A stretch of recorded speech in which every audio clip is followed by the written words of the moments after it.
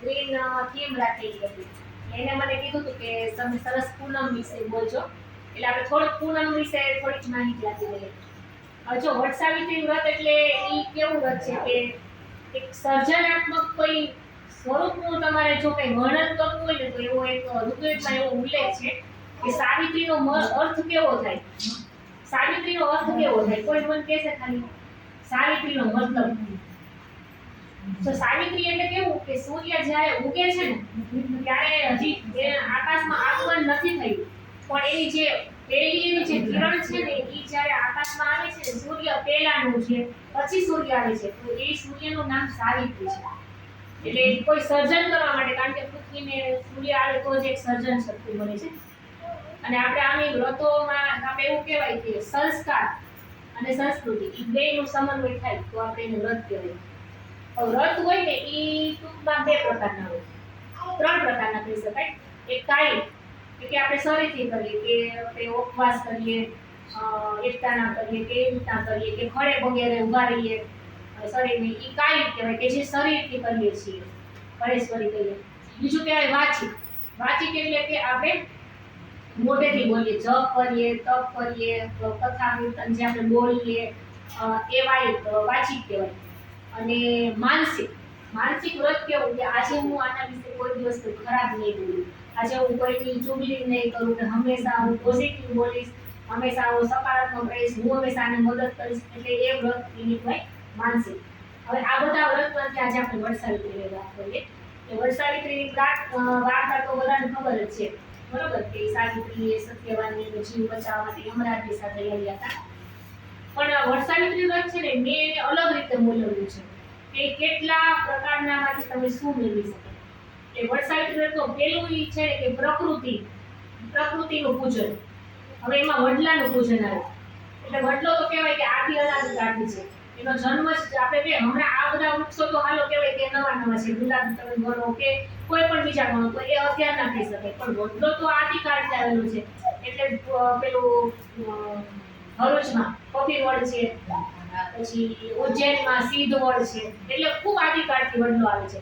એટલે પ્રકૃતિનું પૂજન તો કરવું છે, કારણ કે પ્રકૃતિ છે તો જ આપણે કહેવાય કે આ છોડમાં રણછોડ, તો જ આપણે આ જીવન છે, તો જ આ બધી વસ્તુઓ છે. બાકી જો પ્રકૃતિ જ ન હોય તો કોઈ માનવ જીવનનો કોઈ મતલબ જ નથી.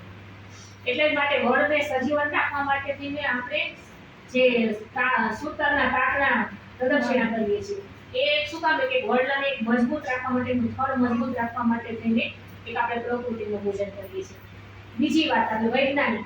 તો વટ સાવિત્રીમાં વૈજ્ઞાનિક કારણ શું કે આપણે ભૂખ્યા રહીએ. સ્ત્રીઓનો આપણો એક ઓલો સ્વભાવ કે ભૂખ્યા રહેવાથી આપણે ઈશ્વરની પ્રાપ્તિ કરી શકાય, એ એની શ્રદ્ધા છે. અને ઘણા બધા લોકો પછી જ્યારે ઉંમર થાય તો કે ભૂખ્યું નથી રહેવાતું, એટલે એ આપણો એક સ્વભાવ છે. પણ એના કારણે થઈને ભૂખ્યા રહેવાથી આપણું શારીરિક સ્વાસ્થ્ય પણ સારું રહે છે. કારણ કે જો આપણે ભૂખ્યા રહીએ તો સવારના આખા દિવસથી લઈને 80% કેલરી આપણે આખા દિવસમાં મળે અને 20% કેલરી છે ને એ રાતના મળે. એટલે 14 દિવસના અંતરે આપણા શાસ્ત્રોએ એની રચના કરી છે કે તમારે ભૂખ્યું રહેવું. ભૂખ્યા તમે જો રહ્યો કે તમારા શરીરમાં જે કાર્બોહાઈડ્રેટ્સ છે, એ કાર્બોહાઈડ્રેટ્સ છે ને એ વપરાય, બળે, ચરબી બળે. ચરબી બળે એટલે સ્વાભાવિક છે કે જે રોગનું ઘર છે એ બળે, એટલે આપણું શરીર છે એ સ્વસ્થ રહે. એટલા માટે જ આપણા વૈજ્ઞાનિક દ્રષ્ટિએ જોઈએ તો કે ઉપવાસ કીધા છે. પણ ઉપવાસમાં પછી એવું નહીં કે ભરીને ચાલતા રહેવું, પણ ઉપવાસનો મતલબ એવો કીધો છે કે એક દિવસ તમે તમારા શરીરને ખોરાકથી તમે ખાના કરો. ત્રીજી વસ્તુ આપણે વટ સાવિત્રીમાંથી શીખીએ કે શારીરિક ગુણ એમાંથી શીખીએ.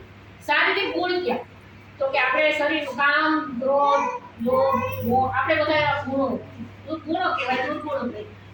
જો સાવિત્રી છે એ અશ્વવતી રાજાની દીકરી હતી, એકની એક દીકરી, રાજકુમારી. હવે એને ઘરે તો ધન ધાન્ય કોઈ જાતની કમી હતી, છતાં પણ એના પતિને પગલે પગલે જંગલમાં વળકર વસ્ત્ર ધારણ કરી અને એના અંધ સાસુ સસરાની સેવા કરી. તો એને કામને, ક્રોધને, દરેકને એક બાજુએ મૂકી અને ધૈર્યતાથી એને એ ગુણ અપનાવ્યો. તો એ આપણે પણ એમાંથી એક ગુણ લેવો હોય છે. ચોથો ગુણ એવો આવે, આપણે મારી રીતે કરેલું છે કે એનું વાંચેલું નથી. માનસિક ગુણ કઈ રીતના શીખી શકાય આપણે વટ સાવિત્રીના વ્રતમાંથી. તો એને યમરાજા સાથે સંવાદ કર્યો. હવે એ સંવાદનું પાછળનું કારણ આપણે એવું ગણી શકાય એ અત્યંત બુદ્ધિશાળી હતા. જો બુદ્ધિશાળી હોય ને તો જ એ બુદ્ધિના પ્રતાપે એવા યમરાજ જેવા દેવ સાથે એ સંવાદ કરી શકે. આપણા શંકરાચાર્યજી ભગવાન છે, એમનું શંકરાચાર્યજી છે આપણા આદ્ય ગુરુ, એમની સાથે એક સ્ત્રીએ સંવાદ કર્યો હતો. કઈ છે ખબર છે? ભારતી સ્ત્રીએ શંકરાચાર્યજી સાથે સંવાદ કર્યો હતો. કારણ કે ભારતીના પતિ મુંડન મિશ્રણ હતા ને, એમને શંકરાચાર્યજીએ સંવાદમાં હરાવ્યા. તો એક સ્ત્રીએ ત્યારે જ કીધું કે મારા પતિને હું હારવા નહીં દઉં, અને એને શંકરાચાર્યજી સાથે કામશાસ્ત્ર સંબંધિત એમને સંવાદ કર્યો. પછી ગાર્ગી, તો ગાર્ગીએ યાજ્ઞવલ્ક ઋષિ સાથે સંવાદ કર્યો. કારણ કે યાજ્ઞવલ્કરે ગાર્ગીને એમ થાય કે એવા ઋષિ સાથે લેવલ સી નું કેટલું હશે. તો એની એ જે એનામાં પેલું વાક ચાતુર્ય છે, વાક છટા છે, એટલે આપણે તો આટલી અનાથી કાઢી લાગે છે.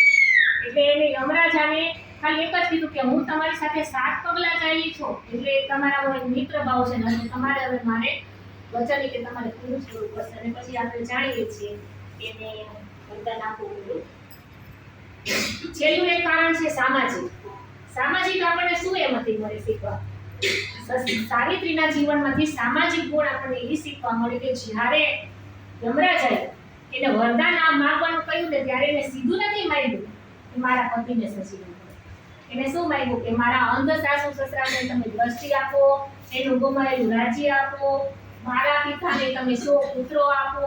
આ બધી વસ્તુઓ માંગી. તો આના ઉપરથી આપણે શું કહી શકાય કે સ્ત્રી છે એ ખાલી પતિથી જ, પતિ સાથે લગ્ન નથી કર્યા એને એના સમાજ, એના પરિવાર. તો આપણે એ જ શીખવાનું છે કે જો ઈ એક સ્વાર્થી નથી બનતી, એના પરિવારનું શ્રેષ્ઠ ઈ છે, તો આપણે પણ સાવિત્રીમાંથી એ ગુણ લેવાનું છે.